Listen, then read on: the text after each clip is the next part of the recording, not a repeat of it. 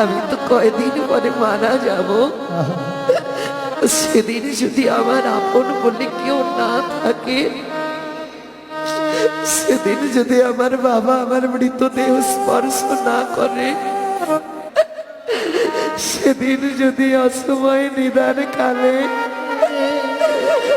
আমার সঙ্গের সাথে কেউ না হয়, তুমি কি সেদিন আমার বান্ধব হবে? তুমি কি সেদিন আমার বান্ধব হয়ে আমার শেষ কাজটা করে দেবে? তুমি কি সেদিন আমাকে দুই বাহু দুই চরণ দিয়ে ভবনদী পার করে দেবে? আজ তুমি চলে যাচ্ছ, চলে যাও। সেদিন জগতে আর আমার আপন বলে কেউ রবে না।